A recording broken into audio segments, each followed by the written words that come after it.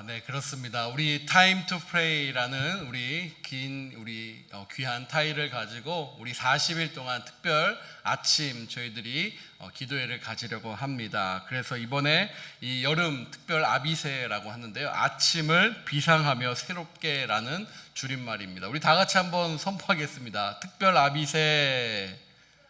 네, 그렇습니다. 그래서 이 특별 아침 기도 저희가 하박국 말씀하고 창세기 말씀 가지고 우리 회복과 외침 그리고 다시 일어서는 그 주제를 가지고 귀한 40일 동안 함께 시간을 정해서 영상으로 또 저희들이 함께 귀한 기도에 가지려고 합니다. 그리고 6시 저희들이요 6시에 시작을 하고요 저녁 9시에 한 번 더 저희들이 영상 오픈을 할 겁니다. 그래서 여러분 우리 모든 분들이 아침에 또 일하시는 분들은 저녁에 저희들이 함께 이 말씀 가지고 기도하고 그 은혜 그리고 이 땅을 정말 회복하여 주시옵소서. 기도하는 백성들 하나님께서 그 기도 들으시고 함께 하시는 줄 믿사오니 우리의 소리를 응답하여 주시옵소서. 그런 마음으로 우리 7월 우리 셋째 주일 월요일부터 함께하는 20일부터 해서 40일의 여정 저와 여러분들이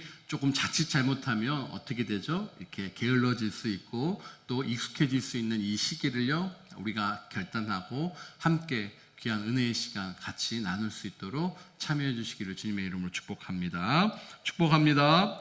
귀한 말씀 같이 보겠습니다. 우리 사도행전의 말씀 계속 이어지고 있죠. 우리 2장 37절로 47절의 말씀 저와 여러분이 한 절씩 같이 교독하도록 하겠습니다. 2장 우리 37절로 47절의 말씀입니다.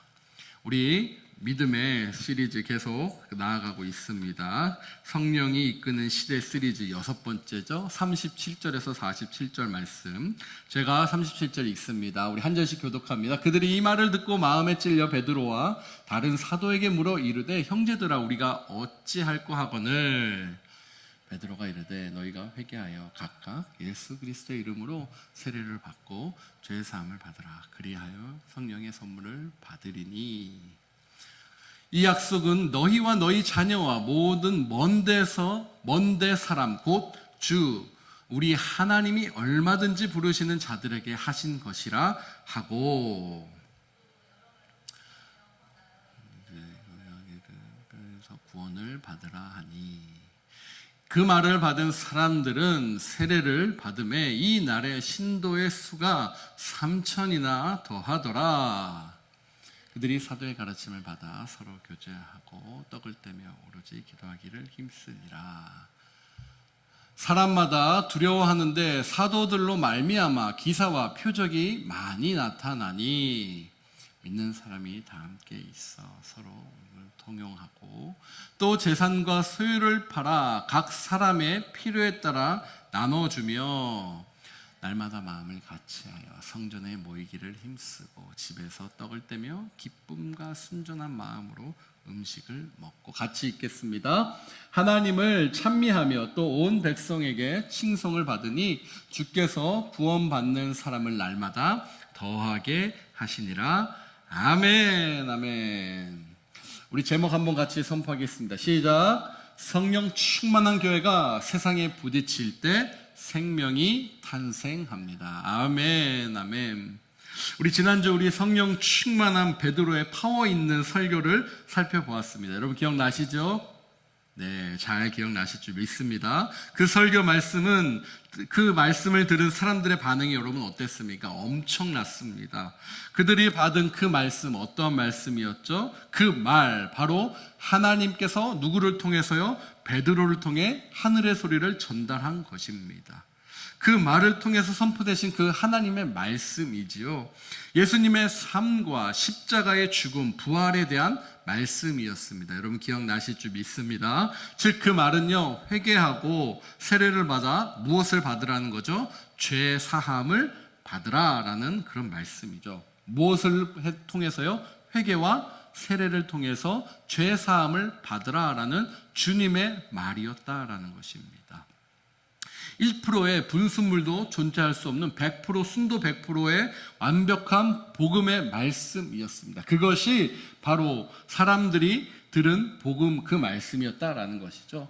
여러분 그렇습니다. 복음은요, 말씀은 순수한 복음 그 자체, 하나님의 말씀을 들은 그 말씀을 사람들이 모인 공동체가 바로 교회 공동체다라는 거예요. 교회는 순수한 복음 자체, 하나님의 말씀을 받은 사람들이 모이는 곳입니다. 우리가 말씀을 받는다라는 것은 그 말씀을 단순히 그 자리에서 듣는 것만으로 의미가 되지는 않습니다. 베드로의 설교를 들은 그 자리에 있던 많은 사람들이 왜요? 다 똑같이 회개하고 예수 그리스도를 믿는 것이 아니었기 때문에 그래요. 어떤 이들은 회개하고 그 예수님의 말씀을 복음을 받아서 그 자리에서 놀라운 성령의 체험을 하는 사람도 있지만 어떤 사람은 그저 그렇게 무슨 기이한 현상인가 하고 돌아간 사람도 분명히 있었기 때문에 그렇습니다. 말씀은 들었지만 받지 않는, 말씀을 들었는데 내 안에 받지 않는 사람들은 어떻게 돼요? 변하지가 않는다라는 거예요. 그러므로 여러분 중요한 것이 있습니다. 말씀에 무조건 우리가 말을 하고 말씀을 선포한다고 그 말씀을 다 받는 것은 아니다라는 거예요. 분명히 말씀을 받을 때가 있다라는 것이죠. 그때에 그 말씀이 들어가서 받으면 그들이 변하여서 그 변화받은 사람들이 하나님의 일들을 감당할 수 있는 것입니다. 우리가 말씀을 받기 위해서 여러분 어떻게 해야 될까요? 우리는 말씀에 목이 말라야 돼요. 목이 마르면 이렇게 물을 마셔야 되는 것처럼 목이 말라야 그 말씀의 갈급함을 찾아서 우리가 갈 수 있다는 것이죠. 우리가 즐겨 부르는 찬송 중에 어떤 찬송이 있습니까? 목마른 사슴이 시냇물을 찾기에 헤매이듯이 라는 찬양이 있듯이 목마른 사슴은 결국에는 샘물을 찾아서 헤매입니다. 우리 영혼 속에 말씀을 갈망하는 것이 너무너무나 중요한 것입니다. 그래서 말씀 하나하나를 내 속에서 환영하며 맞이해야 한다라는 것이에요. 그림 하나를 보여드릴 텐데 스펀지가 물을 어떻게 합니까? 강력하게 빨아들입니다. 그렇죠? 스펀지 하나가 물을 강력하게 빨아들일 수 있어요. 그렇게 우리 영혼과 마음이 말씀을 저렇게 흡수할 수 있다라는 거예요.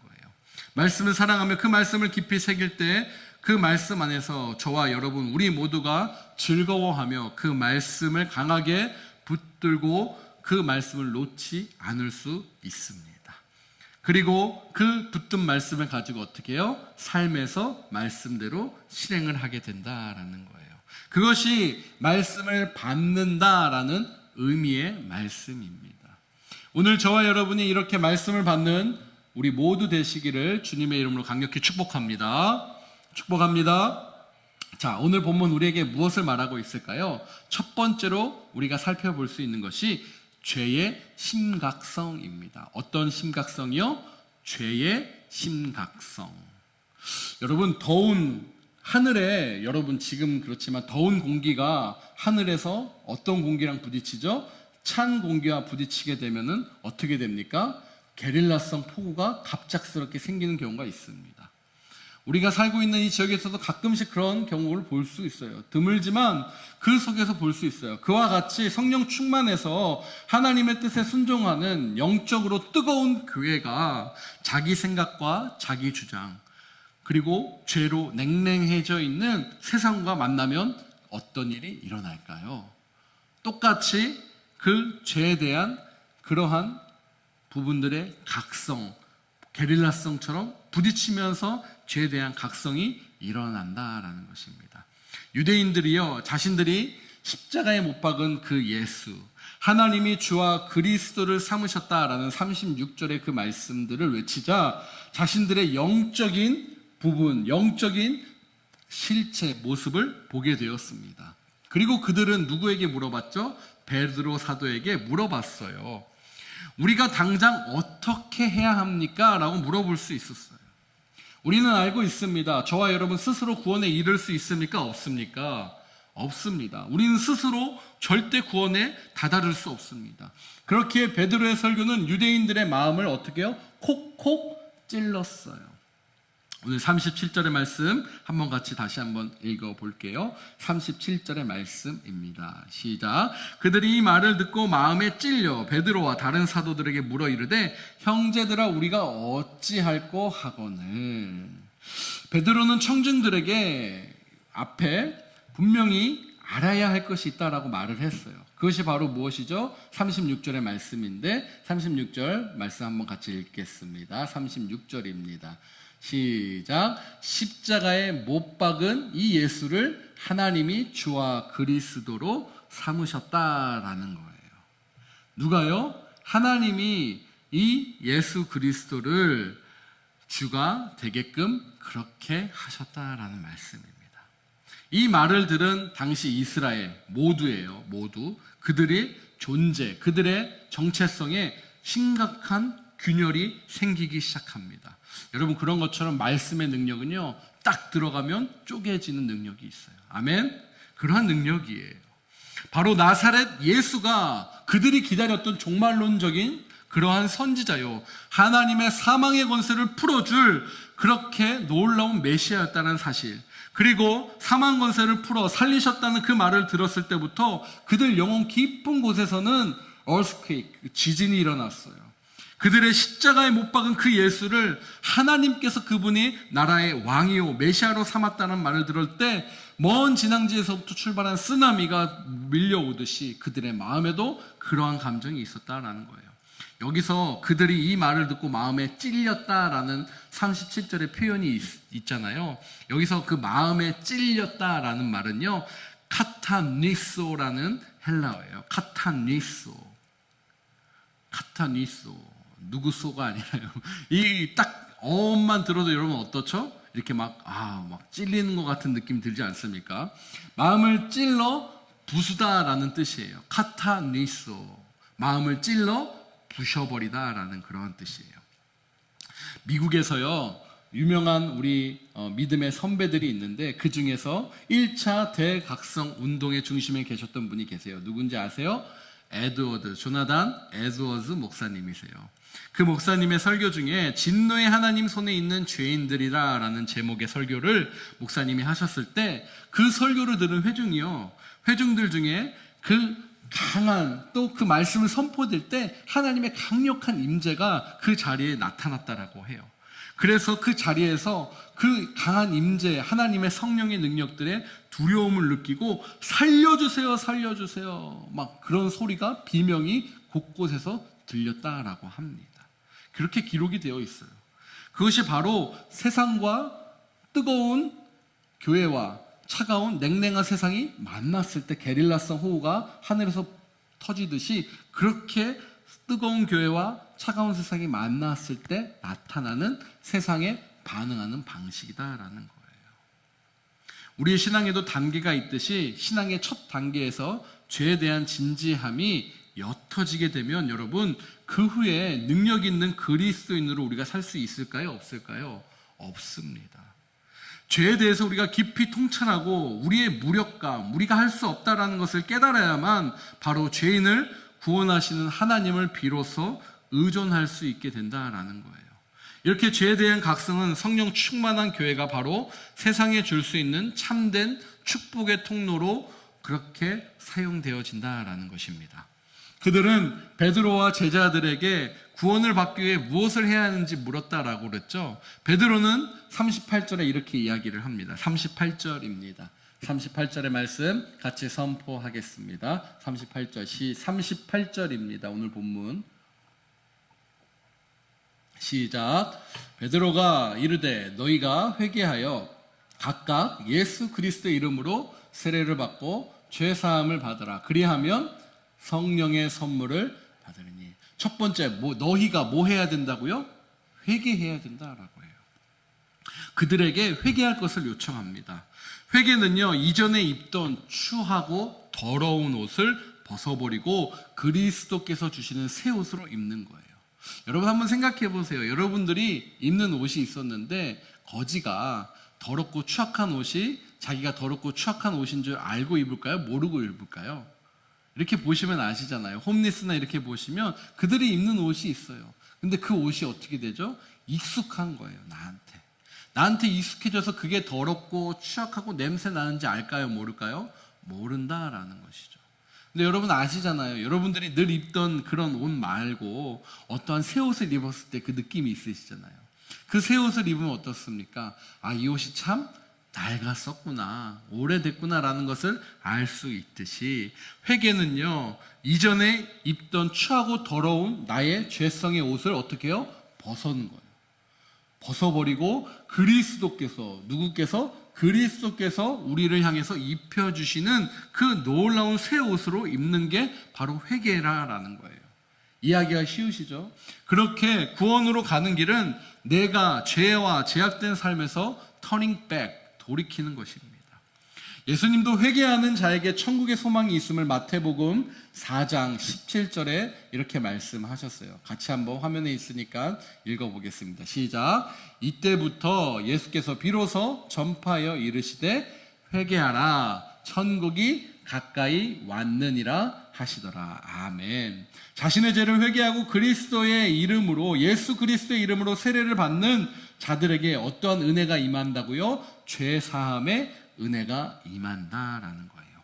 여러분, 우리 복음서에 나오는 여러 인물들 중에 삭개오 아시죠? 삭개오가 있어요. 세리장이었죠. 세금을 걷는 거의 치프였어요.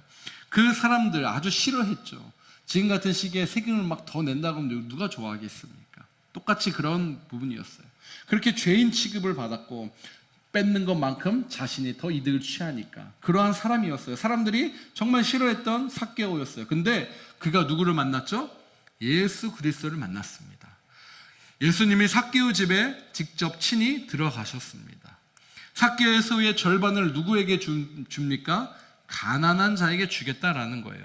그리고 자신이 여태까지 속여서 빼앗은 그 모든 일이 있으면 어떻게 해요? 4배로 갚겠다라고 누가복음 19장 8절에 이렇게 고백을 합니다. 우리 하나님의 말씀 같이 받들겠습니다. 누가복음 19장 8절 시작. 삭개오가 서서 주께 여짜오되 주여 보시옵소서, 내 소유의 절반을 가난한 자들에게 주겠사오며 만일 누구의 것을 속여 빼앗은 일이 있으면 내 갑절이나 갚겠나이다. 아멘, 아멘. 이렇게 삭개오는 회개하는 거예요. 그렇죠? 더러운 옷이었어요. 내가 했던 일이었는데 그 일이 어떠한 일인지 회개를 통해서 그가 알게 되는 거예요. 그러니까 어떤 고백이 나와요? 아까 그 고백처럼 내 갑절, 4배나 다 갚겠다라는 고백이 나오는 것입니다. 회개는 자신이 걸어왔던 잘못된 길에서 돌아서는 것이에요. 그리고 예수님이 가르쳐준 새로운 길로 걷는 것입니다. 성령 충만한 교회가 세상을 바꿀 수 있는 힘이 여기에 있는 것입니다. 아멘. 세상 만만치 않아요. 근데요, 성령 충만한 교회는 세상을 감당할 수 있습니다. 저는 맨날 외치는 우리 아이들을 향해서, 우리 아이들 있잖아요. 넥스트의 아이들, 한 아이들 다 우리 아이들이잖아요. 그 아이들을 향해서 그렇게 해요. 세상이 감당 못하는 하나님의 용사가 되게 해주십시오. 그 말이요, 어디서 나왔냐면 여기서 나온 거예요. 성령 충만한 아이들이면 세상이 감당할 수 있습니까? 없습니까? 감당 못합니다. 오히려 이 아이들이 세상을 어떻게 해요? 바꿀 수 있다라는 거예요. 전 그 일이 분명히 우리 넥스트를 통해 나타날 줄 믿습니다. 그 축복이 이와 같은 회개예요.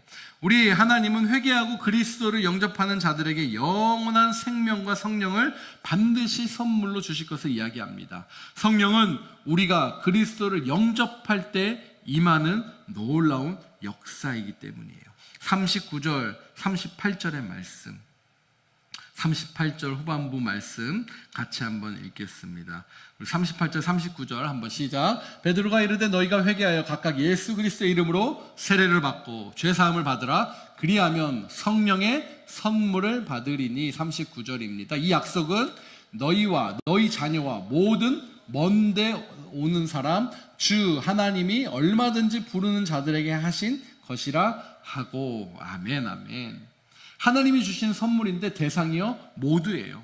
십자가 이후 성도들은 예수님의 십자가 처형에 깊이 관여하지 않았습니다. 그러나 그리스도의 십자가는 그들과 직접적으로 관련이 있습니까? 없습니까? 있습니다. 왜요? 우리의 죄 때문에 누가 돌아가셨기 때문에 그리스도가 십자가에서 돌아가셨기 때문에 우리 모두는 자신의 안과 밖에 그 죄가 찾아올 때마다 자신과 사회의 관습을 볼 때 사소해 보이는 것도 그것을 해결하기 위해서 반드시 십자가의 값을 치러야 함을 저와 여러분은 십자가의 흔적, 스티그마, 그것을 기억해야 됩니다. 그리고 철저히 돌이키고 사회, 국가와 집단적인 악의 형태로 나타나는 그 불의에 대해서 저와 여러분이 탄식해야 합니다. 이것이 누구의 마음이기 때문에? 예수님의 마음이기 때문에. 그렇게 십자가 아래서 우리가 기도할 때 근데 놀라운 일이 펼쳐져요. 그 십자가가 저주의 십자가였고 피할 십자가였고 아무도 책임지지 않는 십자가였는데 그 능력의 십자가 아래 내가 들어갈 때요, 그 속에서 세상이 정말 줄 수 없고 담을 수 없는 절대 감사, 절대 찬양, 절대 기도가 흘러나오게 된다라는 사실입니다. 어디 아래서요? 십자가 아래에 있습니다. 그 십자가 아래서 저와 여러분이 기도할 때 절대 감사가 나오고요, 강력한 찬송이 나오고요, 세상을 흔들 수 있는 위로의 기도가 나온다라는 거예요. 그것이 바로 성령 충만한 교회, 성령 충만한 성도가 세상과 만날 때, 세상과 부딪힐 때 할 수 있는 놀라운 일이다라는 것입니다. 자, 성령 충만한 교회가 세상과 부딪힐 때 나오는 현상이 있대요. 그것은 바로 교회와 지역에 믿는 자들이 더해지는 것입니다. 41절의 말씀 저와 여러분이 한번 같이 선포하겠습니다. 41절입니다. 시작. 그 말을 받은 사람들은 세례를 받음에 이날의 신도의 수가 3,000이나 더하더라. 여러분 몇 명이요? 3,000이나. 이 3,000인데 거의 뭐 다 하면 10,000명 정도 된다라고 많은 학자들이 이야기를 해요. 이 개수를 이제 성인 중심으로 하기 때문에 남자만. 근데 당시에 그 말을 들은 사람이요, 여러분 3,000명이래요. 야, 어마어마한 것이죠. 이렇게 하나님의 성령 충만한 교회와 그리고 세상이 부딪히면 나타나는 일이 이런 일이라는 거예요. 3,000명의 사람들이 나타납니다. 바로 이분들이 초대교회의 신실한 성도였어요. 강력했습니다. 성령이 하시는 일은 놀랐습니다. 초대교회의 성장은 실로 폭발적이었던 것이었어요. 그 다음 장에서는요, 나오는데 몇 명이죠? 5,000명이 나와요. 그 다음부터는 아예 숫자가 너무 많아서 카운트도 안 해요. 건강한 몸이 여러분 어떻게 됩니까? 자연스럽게 건강하게 성장하고 커지듯이 건강한 교회는 결국에 자연스럽게 성장하게 되어 있다라는 말씀입니다. 누가가요, 예루살렘 교회가 시작되고 태동됐다라고 그러죠. 시작된 후에 그들의 활동을 묘사하며 그 활동들을 말씀으로 이렇게 비추는 것이 나와요. 42절의 말씀입니다. 42절. 우리 선포되는 말씀이잖아요. 우리 말씀인데 한번 같이 거의 눈 감고 이제는 외울 수 있습니다. 시작. 그들이 사도의 가르침을 받아 서로 교제하고 떡을 떼며 오로지 뭐 하기에? 기도하기를 힘쓰니라. 우리 한 번 더 할까요? 그들이 사도의 가르침을 받아 서로 교제하고 떡을 떼며 오로지 기도하기를 힘쓰니라. 아멘, 아멘, 아멘. 이 말씀을 보면 그들이 활동을 하고 있는데 전념하다라는 그 활동이에요. 일반적으로 무엇인가를 하다라는 그 표현의 동사로 42절이 묘사되어 있습니다. 그러니까 보시면 알겠지만 사도의 가르침을 받아서 뭐 하가 말씀이 그렇게 묘사되어 있어요. 그렇다면 그들이 교회로서 무슨 일을 했을까라는 것이죠. 바로 가르쳤다라는 거예요. 처음에 누구의 가르침을 받아요? 사도의 가르침을 받아서 가르쳤다라는 거예요. 무엇을 가르쳤을까요? 말씀을 가르친 것입니다. 예수님이 직접 가르치고 세우신 사도들에 의해서 초대교회의 말씀의 공부에 그 붐이 일어났다라는 거예요. 말씀 공부의 그 강사들이었어요. 그럼 사도들은 어떤 말씀을 성도들에게 가르쳤을까요? 4가지로 볼 수 있는데, 첫 번째가 하나님의 말씀이고, 두 번째가 교제고, 세 번째가 성찬이고, 네 번째가 기도입니다. 다시 한번요. 말씀 교제 성찬 기도예요. 기억하기 쉬우시죠? 말씀 교제 성찬 기도. 첫 번째, 사도들의 가르침이에요. 그 핵심 내용은 베드로가 앞서 오순절에 설교한 내용과 같이 요약할 수 있어요. 그 핵심 내용에서는 바로 누구에 대한 것입니까? 말씀의 주인이신 예수 그리스도 자신에 관한 것이었어요. 그분의 지상생애의 활동, 가르침, 특히 십자가의 고난, 부활, 승천, 그 마음의 그 중심을 가지고 그 내용들을 가르친 것입니다. 근데 이 모든 것이요, 다 최종적으로 예수 그리스도의 부활에 대한 증거의 말씀이었어요. 두 번째 뭐라고 그랬죠? 교제. 우리가 함께 이렇게 코이노니아라고 이야기를 하죠. 함께 저와 여러분이 말씀 안에서 또 밖에서 같이 나누는 교제예요. 문자적으로 이 교제를 번역하면요, 나눔입니다. 나눔. 무엇이라고요? 나눔. 이것은 서로 주고받는 일, 서로 필요한 것을 나누는 것과 관련이 있습니다. 이 나눔은요, 본문에서 지배적인 활동으로 나타나는 것이 꽤 많아요. 초기 예루살렘 그리스도인들은 오순절을 지키기 위해서 온 유대인들이었고 디아스포라 사람들이었습니다. 그들이 6월절 오순절에 예루살렘에 방문할 기회는 적었어요. 그들은 대부분 나그네였습니다. 예루살렘 주민은 그들을 일시적으로는 받았지만 그들이 그곳에서 영구적으로 거주할 수 있는 거주민은 아니었다라는 거예요. 나아가 유대인들의 환영을 받은 것은 그들이 유대인 또는 유대교로 개종한 사람들이었기 때문이었어요. 그런데 그들이 십자가에 못 박힌 메시아를 믿는 성도들로, 신자들로 변경이 되었을 때 그 상황은 달라집니다.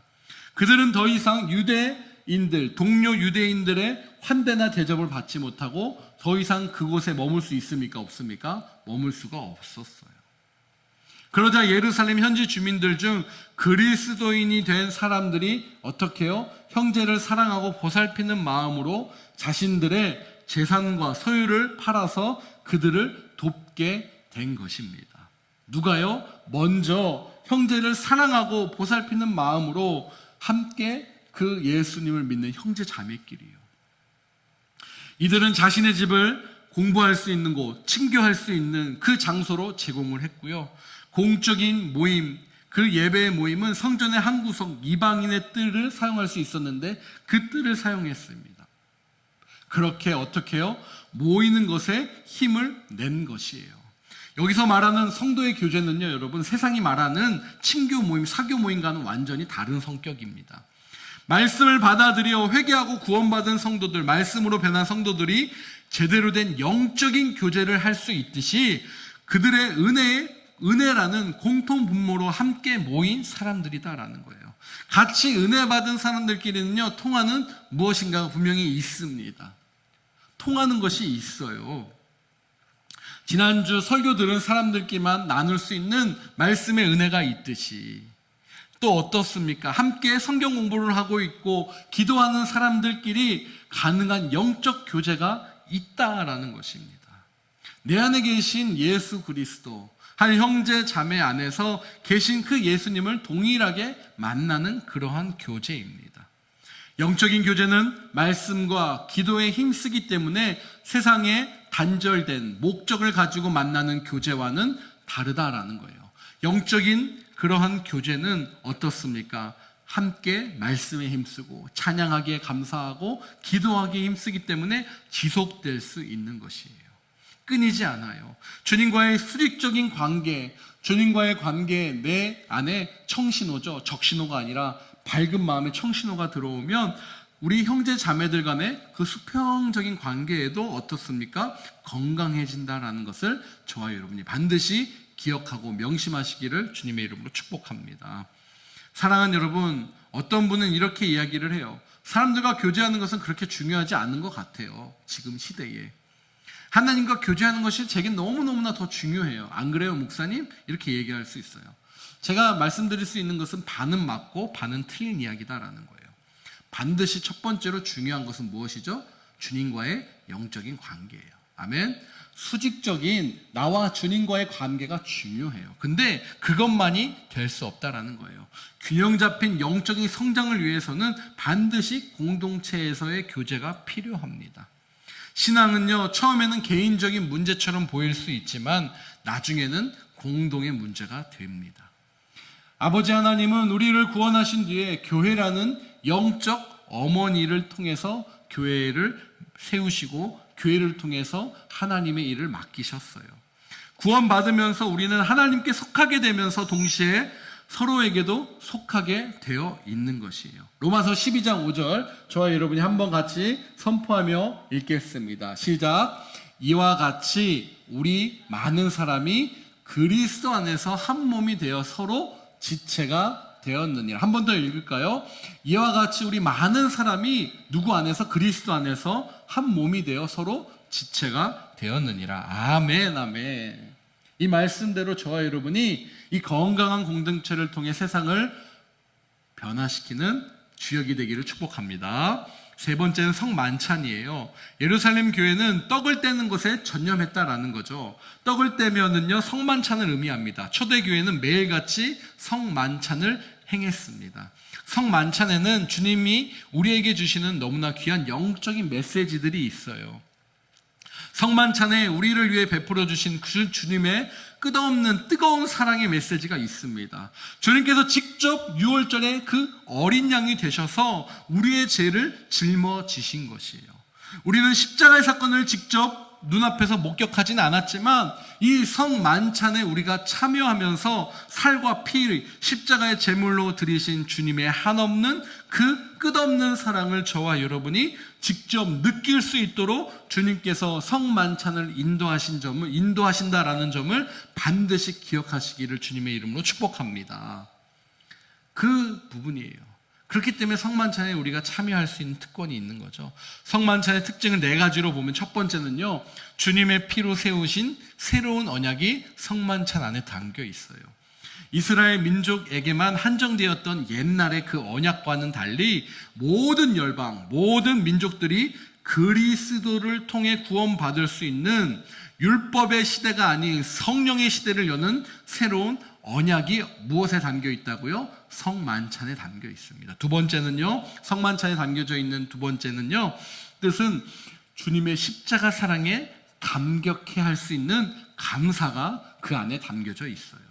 감사는 저와 여러분, 하나님께서 주신 은혜를 은혜로 인정하는 것으로부터 시작이 됩니다. 하나님께서 주신 은혜 중에 최고가 여러분 무엇입니까? 바로 예수님의 십자가의 사랑이에요. 그 사랑을 저와 여러분이 감사하며 받을 때 성만찬의 영적 파워가 그 속에서 살아나는 줄 믿습니다. 세 번째는요, 예수 그리스도의 피를 통해 우리가 서로 하나임을 확인하는 형제의 사랑이 그곳에 담겨져 있어요. 주님은 잔을 들고 축사하신 뒤에 제자들에게 어떻게 말씀하셨습니까? 서로 나누어서 마셔라 라고 말씀하셨죠. 주님을 통해서 제자들이 한 몸을 된다라는 것을 주님께서 말씀하시는 거예요. 그러니까 우리 힘으로 서로 사랑할 수 없다라는 거예요, 여러분. 저와 여러분이 그냥 우리의 의지와 우리의 사랑으로 사랑할 수 없습니다. 그렇지만 오직 한 가지, 예수 그리스도의 십자가의 보혈을 통해서 저와 여러분은 용서할 수 있고 사랑할 수 있습니다. 그렇게 예수님의 십자가를 통해서 누군가에게 여러분 혹시 원망이나 안갚음이나 그런 부분이 있다면 저와 여러분 누구를 믿는 사람이죠? 예수님을 믿는 사람에게 예수님의 마음으로 예수님이 흘리신 보혈로 그분을 용서하시고 사랑하시는 저와 여러분 되시기를 주님의 이름으로 간절히 축복합니다.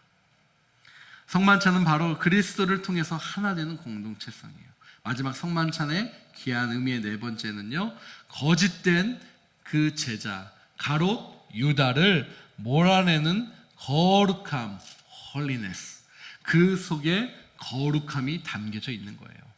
주님이 가롯 유다의 배신에 대해서 어느 때 말씀하셨습니까? 성만찬 때에 말씀하셨어요. 그리고 그때 누가 도망가죠? 유다가 도망갑니다. 그리고 난 뒤에 성만찬은 계속 진행이 되었어요. 인간적인 눈으로는 절대 눈치챌 수 없었던 유다의 배신을 어디에서요? 성만찬 때. 성만찬에 담긴 누구의 능력? 십자가의 능력으로 그